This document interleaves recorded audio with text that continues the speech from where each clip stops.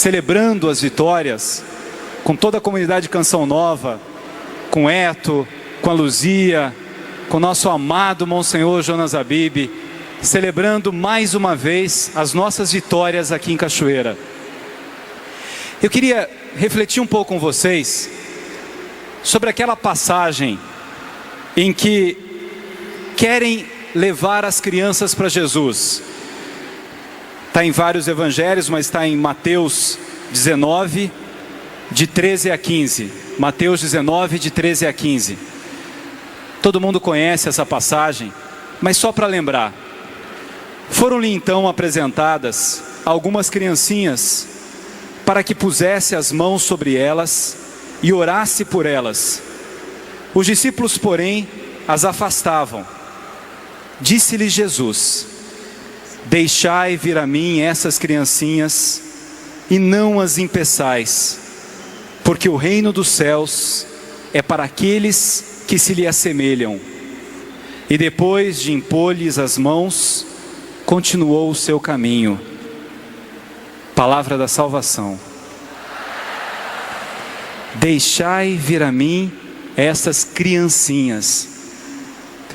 É interessante que no milagre da vida, Deus não fez duas pessoas iguais. As pessoas são diferentes. Cada um é único no mundo.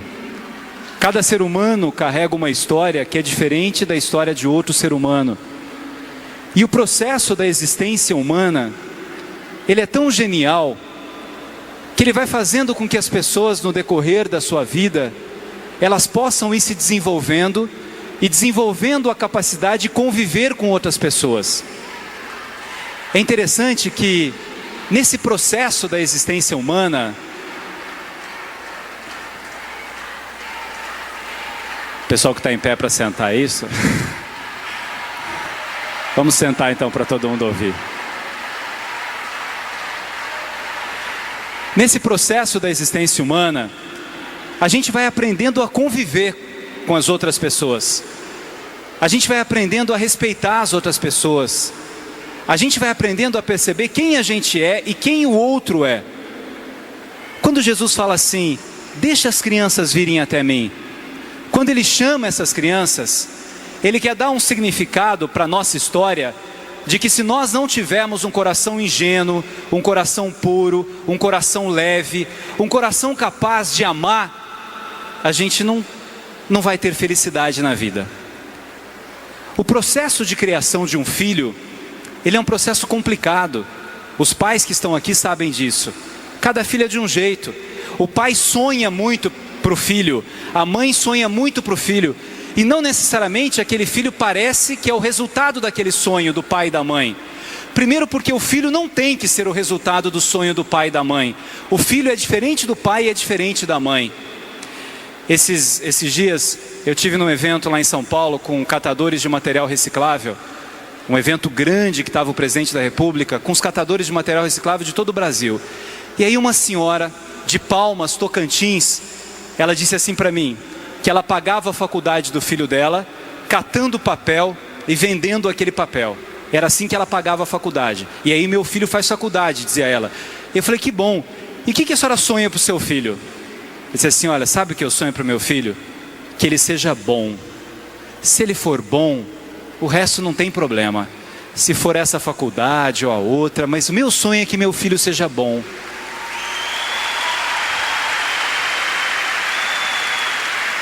Esse deveria ser o primeiro sonho de um pai e de uma mãe para o seu filho, é que o seu filho seja bom.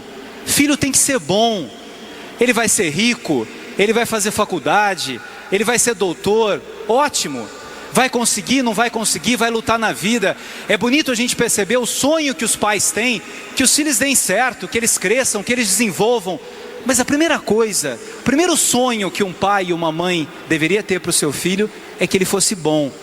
Agora, se eu pai sonho que o meu filho seja bom, se eu mãe sonho que o meu filho seja bom, o que eu tenho que começar a fazer é ser bom. Porque os meus filhos vão reproduzir aquilo que eu sou, vão copiar o jeito que eu sou. Uma criança, ela não é preconceituosa, uma criança não é maldosa, uma criança não é destrutiva. A criança, ela é como uma esponja. E ela vai pegando aquelas informações que estão perto dela. Ela vai vendo a forma com que o seu pai vive, que a sua mãe vive, com que eles convivem. E aí ela vai se desenvolvendo, tendo os seus pais como seu próprio espelho. É claro que muitas vezes os pais pensam assim: poxa, mas parece que eu criei meu filho tão bem e ele saiu tão diferente daquilo que eu sonhava. Eu sofro tanto com isso. Ontem no programa de rádio uma mãe disse assim, a gente estava discutindo sobre covardia na semana, e a mãe falou assim: covarde é mãe que quando o filho está preso abandona o filho.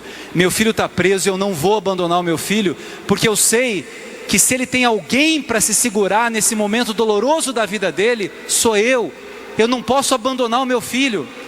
E é verdade, nos momentos que os filhos mais precisam, né? É essa presença de amor que transforma a vida dos seres humanos. Eu tenho muitas cenas bonitas com meu pai e com a minha mãe, mas eu tenho uma cena interessante com meu pai. Quando eu era criança aqui em Cachoeira Paulista, a gente gostava de fazer excursão para São Paulo, para ir ao Play Center, ao parque de diversões, né? Criança de 6, 7, 8 anos. E aí eu fui numa dessas excursões lá para o parque de diversões. E a gente ficou o dia todo brincando no parque, e eu fiquei furando fila com outros amigos, assim, eram 3 amigos furando tudo quanto é fila lá. Fiquei tão traumatizado que acho que eu não furo mais fila por causa disso. Mas a gente estava furando as filas, aí chega num dos últimos brinquedos, que era um brinquedo que chamava Montanha Encantada, a gente furou fila. Aí uma mulher que estava atrás, brava, né? Aliás, ela estava na nossa frente, brava, falou assim: por isso que esse país não vai para frente, porque esses moleques são mal educados, essas crianças não prestam, essas crianças não sei o quê. E eu falei para os outros 2, finge que não é com a gente, olha para lá. E a gente continuou, aí um moço foi defender a gente, falou para a mulher: é criança, deixa as crianças, né? Eu falei: não estou falando com o senhor, cala a boca. A mulher falou: não, minha senhora, eu estou sendo educado, seja educado também. Não, o senhor está se metendo num assunto que não é seu. A senhora que está brigando... Bem, começou a mulher dar um tapa na cara dele, ele dá um murro na cara dela, um bate no outro, e começa uma briga enorme dos dois. Aí eu saí correndo, uma gritaria, chama a segurança, entrei no ônibus. Quando entrei no ônibus, o professor, a gente vira, eu nervoso, contei a história, né? Aí o professor fala assim: Gabriel, pior é que mataram o homem. Falei: qual homem? O homem que defendeu vocês lá, mataram. Eu sentei no ônibus com uma tristeza. Olha, me lembro como se fosse hoje. Vindo para Cachoeira, falei: o homem que foi me defender, mataram. Que tristeza. Aí eu cheguei em casa, meu pai era um homem muito sábio, né? Estava sentado na cadeira de balanço, vendo televisão. Aí eu falei assim: pai, o senhor não sabe o que aconteceu. Eu estava no Pai que Contei a História e eu chorava assim. Meu pai olhou, muito simples, né? Falou: filho, vamos assistir o Jornal Nacional. Se mataram um homem, sai no Jornal Nacional. Se não saía, porque não mataram. Aí eu acreditei, meu pai falou, e eu sentei. Meu pai entendeu que era brincadeira do professor, e eu não tinha entendido. Mas aquela simplicidade dele, né? Ele estava ali tentando acalmar as angústias que eu tinha, que eram angústias de criança, como as crianças têm em geral. Meu pai fazia uma coisa comigo, ele punha a mão dele, a mão do meu pai era muito grande, e eu punha a mão na mão dele. Eu fui o filho caçula, temporão, né? E aí eu dizia assim: pai, um dia minha mão vai ficar maior do que a sua. Quando eu era pequenininho. Aí ele falava: não, a minha mão sempre vai ser maior do que a sua. E foi passando o tempo, a gente sempre colocava a mão um do outro. E eu fui crescendo, e aí um dia minha mão ficou maior do que a dele. Mas eu diminuía a minha mão para que a dele continuasse maior. E aí...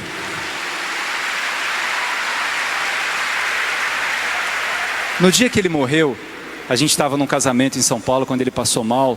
Eu lembro quando a gente foi para o hospital e eu pus a mão para brincar com ele de novo, né? E aí meu pai falou assim: filho, faz tempo que eu sei que a sua mão é maior do que a minha, mas para um pai isso não é um problema. O pai tem muita alegria que a mão do seu filho seja maior do que a sua mão. Na verdade, é a metáfora da generosidade, é a metáfora da responsabilidade que tem os pais de criar os filhos para que eles sejam bons. Volta a história da catadora de material reciclável. Que o meu filho seja bom. Esses exemplos cotidianos que a gente dá em casa, essa convivência do lar, que prepara um ser humano para que ele seja alguém para dar certo na vida, para desenvolver a sua capacidade de amar. É tão importante quando o pai conversa com o filho. Pode faltar tudo, não pode faltar amor. Pode faltar tudo, não pode faltar sinceridade. Uma vez uma moça que trabalha comigo, a Mara, lá no programa de rádio, disse que no Natal ela pediu para o pai uma vitrola, na época, né? E o pai não tinha dinheiro para comprar vitrola para ela. E aí o pai resolveu comprar um radinho de pilha, como não tinha dinheiro para comprar vitrola. O pai sentou a filha no colo e falou: filha, você merece uma vitrola, mas eu não tenho dinheiro para comprar vitrola, comprei o filhinho da vitrola, que é esse radinho. Isso faz 30 anos, 40, e ela se lembra. Talvez se ela tivesse ganhado a vitrola, ela não se lembraria. É esse elemento do cristianismo familiar que a gente tem que resgatar, para preparar essas crianças para que de fato elas consigam dizer a verdade. Tem pai e tem mãe que quer que o filho seja o primeiro lugar no pódio, que não permite que o filho erre. Os filhos erram, faz parte da vida. A gente tem que ter o direito de errar, tem que ter o direito de cair, porque nós não somos seres perfeitos. Monsignor Jonas Habib, numa metáfora linda de uma das suas pregações, ele dizia que a gente deve pedir desculpas para a pessoa o tempo todo, porque a gente está em construção. Desculpa, eu estou em construção, eu erro, eu caio, eu estou me edificando. Quando a gente se coloca num pedestal de que é melhor do que os outros, é mais poderoso do que os outros, sabe mais do que os outros, eu sei quem é santo e quem é pecador, eu sei quem é inteligente e quem é burro, eu sei quem é correto e quem é incorreto, eu perco uma grande oportunidade de permitir que o outro me faça uma pessoa melhor. Na convivência que eu tenho com o outro, eu vou melhorando. É tão bonito a gente perceber que cada dia a gente pode ser um pouco melhor. É tão bonito a gente perceber que cada dia que passa, o nosso cristianismo, ele realiza alguma coisa bonita dentro da gente. Aristóteles, que era um filósofo grego, ele dizia que algumas pessoas decoravam tratados, decoravam poemas de amor, decoravam poemas de ética, e que na vida cotidiana eram completamente diferentes daquilo que eles tinham decorado. Porque dizia Aristóteles, o conhecimento só tem significado quando há um entranhamento. Eu tenho que fazer com que o conhecimento entre dentro de mim.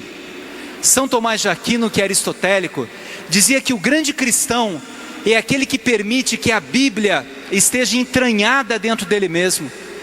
Se eu leio uma palavra de Deus, eu tenho que permitir que essa palavra fique entranhada dentro de mim, que ela entre dentro de mim. Eu venho para esse momento do Hosana para agradecer a Deus pelas coisas ruins, inclusive, da minha vida, porque a gente não teve um mar de rosas esse ano, não foi tudo maravilhoso nas nossas vidas.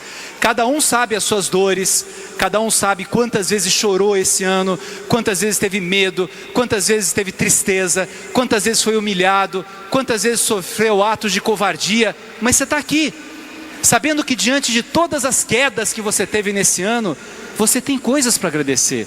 Primeiro, que a gente está vivo. Só isso já merece agradecimento. Nós estamos vivos, a gente respira. A nossa gratidão a Deus é uma gratidão cotidiana. Eu volto à mulher catadora de papel. A gente tem que ser bom. Meu Deus, como é importante ser bom. O que é ser bom?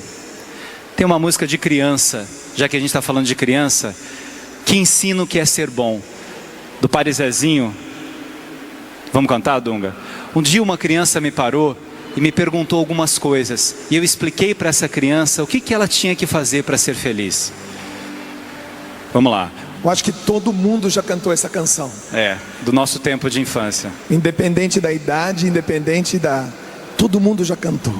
Então diga para a pessoa que está do seu lado: canta comigo. Canta comigo. Canto, vamos lá. Um dia uma criança me parou, olhou-me nos meus olhos, olhou-me nos meus olhos a sorrir. Caneta e papel na sua mão, caneta e papel na sua mão. Tarefa escolar para cumprir. E perguntou no meio de um sorriso: o que é preciso para ser feliz? Amar.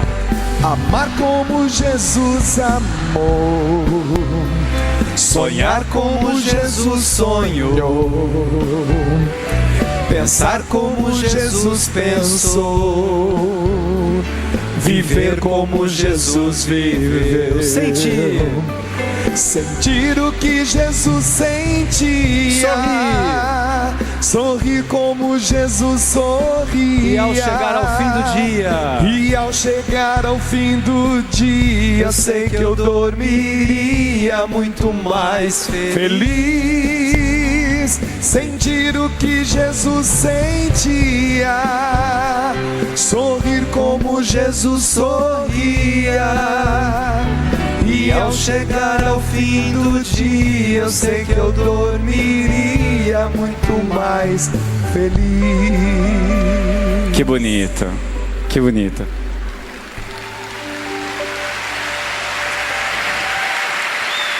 Quando a gente pensa como Jesus pensava, quando a gente sonha como Jesus sonhava, a gente consegue exercitar uma virtude muito bonita, que é a virtude da compaixão.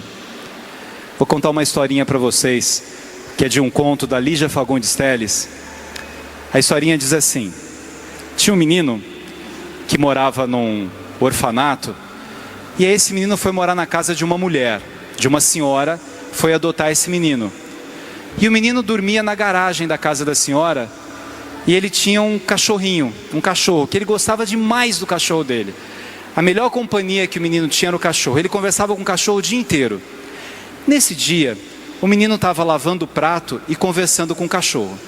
Chamou assim: pode ficar perto de mim. Você está querendo fugir, mas agora você vai ouvir. Aí o cachorro, em atenção ao menino, começa a ouvir a bronca que o menino ia dar no cachorro. Diz o menino para o cachorro chamava Biruta: Biruta, por que você mordeu a carteira da outra moça que trabalha na casa? Por que você mordeu a carteira dela? Eu já disse que você não pode morder a carteira das pessoas. Você pode morder tudo que é meu. Tudo que é meu você pode morder. Pode morder minha roupa, pode morder o colchão, mas não pode morder, eu já te falei. Você lembra, Biruta? Você lembra da outra vez que eu apanhei por sua causa?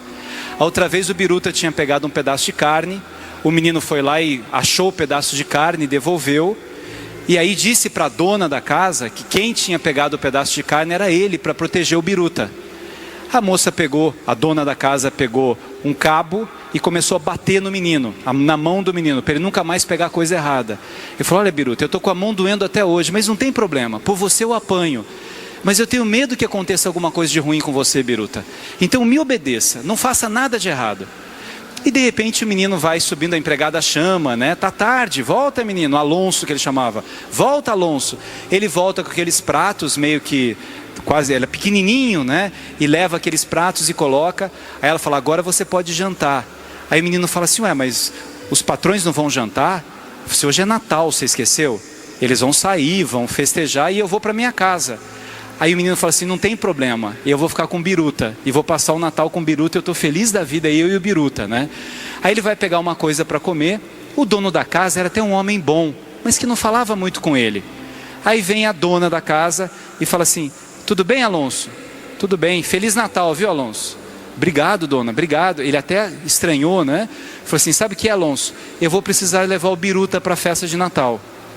A senhora vai levar o Biruta? Eu vou levar, porque é um menino muito pobrezinho, muito doente, e eu vou ter que levar o Biruta para esse menino, para divertir o menino no Natal. Aí ele fala: tá bom, então eu vou conversar com o Biruta e vou explicar isso para ele, diz o Alonso. O Alonso olha para o Biruta e fala: Biruta, por favor, se comporte, não morda nada lá, não pegue nada que não é seu, Biruta. Depois tem uma surpresa, quando você voltar eu comprei um presente para você. Aí sai o cachorro com a mulher, o homem coloca no carro, e ele fala para a empregada: o Biruta não sabe, mas eu comprei uma bolinha de presente de Natal para ele, quando voltar eu vou dar a bolinha. Aí a empregada diz assim: ah, Alonso, como você acredita nos outros, Alonso? Você acha que ela ia levar o seu cachorro numa festa? O que acontece é que o Biruta entrou dentro do quarto, pegou uma meia do dono, e ela resolveu levar o Biruta para longe e jogar o Biruta em algum lugar. Biruta nunca mais vai voltar, menino. Aí o Alonso volta para o quarto dele, não querendo acreditar naquilo, mas ele não tinha ninguém. Ele começa a se lembrar do tempo do orfanato, que tinha uma madrinha que dizia que no Natal ia levar para a casa dele e nunca levou. Aí ele pega aquela bolinha, aperta no coração e pensa no Biruta. Quando a Lígia escreveu esse conto, ela queria explicar um pouco que talvez dentro da literatura o aspecto mais bonito das palavras seja o aspecto de ajudar as pessoas a compreenderem o sentimento dos outros. Aquela mulher daquela casa queria se ver livre de um cachorro que para ela era vira-lata. Então para ela não tinha muito sentido aquele cachorro. Ela queria dar cabo dele e acabar logo com aquilo. E ela não conhecia essa palavra compaixão. O que aquele cachorrinho significava para aquele menino? E assim, tantas outras coisas da nossa vida cotidiana, que a gente perde uma grande oportunidade de cuidar do outro quando a gente não tem o exercício da compaixão. Às vezes a gente julga as pessoas, ou a gente distrata as pessoas, porque a gente não imagina os sentimentos dessas pessoas. Cada um de nós tem dentro de si razão e emoção. Todos nós temos inteligência. Não tem ninguém mais inteligente do que o outro. As inteligências são diferentes. E todos nós temos capacidade de amar. E a gente sofre muito na vida, porque muitas vezes a gente encontra pessoas que não percebem a nossa capacidade de amar. O Alonso sofreu pelo cachorrinho. Tem crianças que sofrem porque são espancadas pelos seus pais. Tem crianças que sofrem porque ouvem o que o pai e a mãe conversam, o que eles falam. Ouve como a mãe é destratada pelo pai e vice-versa. Ouve a mãe sendo humilhada pelo pai. Os gestos de covardia. Tem marido que bate na mulher. Tem marido que não bate, mas bate com as palavras. Marido que diz para a mulher: você engordou, ficou feia, você está um bagaço. Ele está destruindo um ser humano que há naquela outra pessoa, como se aquilo fosse uma coisa. Meus irmãos, todas as vezes que a gente trata um ser humano como uma coisa, a gente não vive o cristianismo. A essência do cristianismo está em tratar o outro como meu irmão, como a imagem e semelhança de Deus. O outro que está preso, o outro que é morador de rua, o outro que é servente numa escola, o outro que é médico, o outro que é professor, o outro que é sacerdote, o outro que é alguém que eu encontro por algum lugar, mas que na minha vida eu posso fazer com que a compaixão faça com que ele se sinta importante, porque eu sou capaz de enxergar o outro. A gente tem que enxergar o outro, enxergar o sofrimento do outro, enxergar a história do outro. Quantas vezes os pais erram com seus filhos quando comparam um filho com outro, um irmão com outro irmão? Está errado isso. Os seus filhos são diferentes. O seu filho caiu e você às vezes fala assim: meu Deus do céu, o que eu fiz para merecer uma praga dessa? Seu filho não é uma praga. Ele é alguém que tem problemas, como talvez você tenha problemas e consiga esconder um pouco mais os seus problemas. Mas é nesse cotidiano da vida que a gente vai encontrando a beleza do que significa deixar e vir a minhas criancinhas. Se eu não tiver um coração de criança, não dá para ser cristão. Aliás, dizia o mesmo São Tomás de Aquino: se eu não tiver um coração simples, eu nunca vou entender Deus. Eu nunca vou nem acreditar que Deus existe, porque me falta simplicidade para isso. Se alguém te perguntar, né, você tem alguma coisa para agradecer? Você veio a Osana Brasil, a Cachoeira Paulista, para agradecer do quê? Quantas coisas, se nós pensarmos, aconteceram que nos ensinaram nesse ano? Mesmo coisas dolorosas, mesmo pessoas que nos decepcionaram, situações que nos decepcionaram, mas a gente pôde ser um pouco melhor, porque a gente viveu, e a gente vive. Olha para a pessoa que está do seu lado. Olha, só olha. Essa pessoa é diferente de você, não é? Um pouco mais gordinha, um pouco mais magrinha, um pouco mais alta, um pouco mais baixa. Ela tem um jeito de ser talvez diferente do seu. Ela sorri de um jeito diferente. Mas ela tem que ser respeitada, do jeito que ela é. E você tem que se respeitar. A criança, na sua beleza, ela tem uma espontaneidade que fascina. Porque ela é assim. Ela às vezes diz coisas demais até. Você não devia ter falado isso.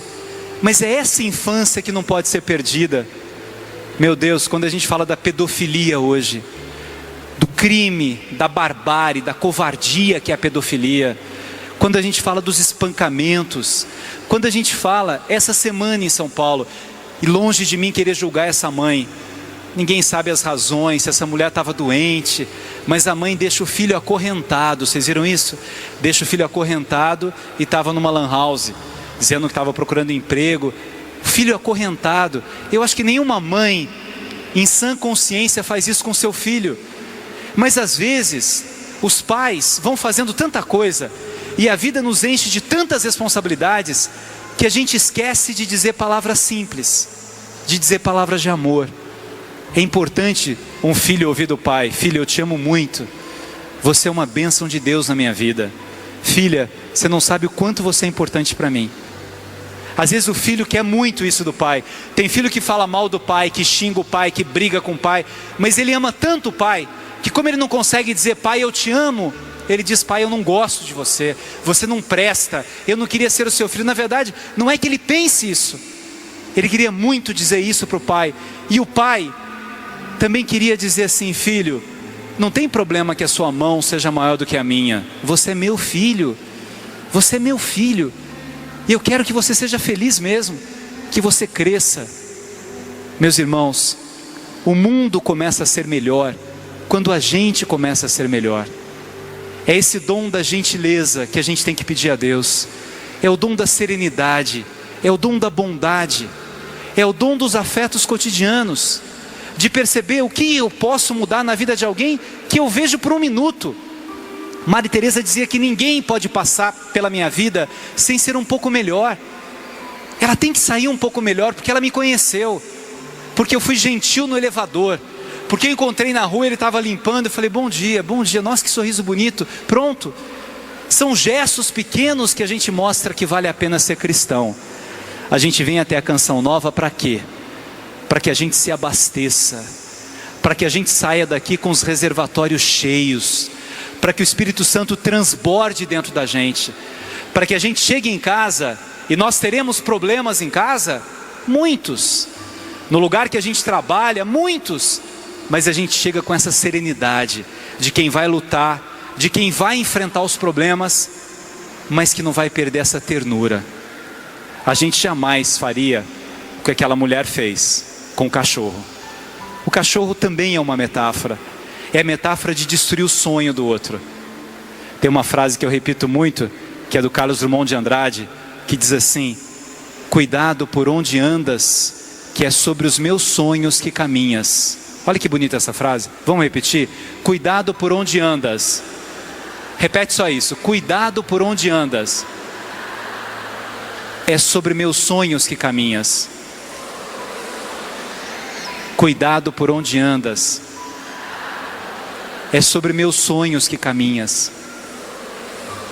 Fala para a pessoa que está do seu lado: cuidado por onde anda, é sobre meus sonhos que caminhas. E fala para você mesmo: cuidado por onde você anda, você caminha nos sonhos de muita gente, né? Meus irmãos, minhas irmãs, que a gente saiba do poder que a gente tem de construir ou de destruir pessoas, principalmente os pais que estão aqui hoje. Que os seus filhos possam um dia lembrar de vocês, não como alguém que queria que ele fosse o primeiro lugar, que passasse na primeira faculdade, que fosse o perfeito, mas como alguém que ama. Filho tem que deitar no colo da mãe ou deitar no colo do pai e saber que ali há um reservatório de amor. E onde há um reservatório de amor, tudo é mais fácil. Amém?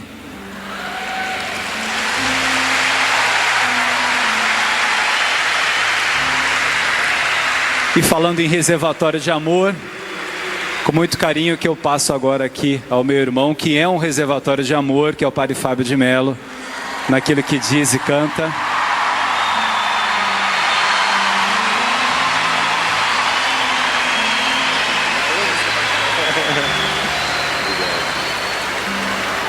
Muito obrigado, gente. Obrigado.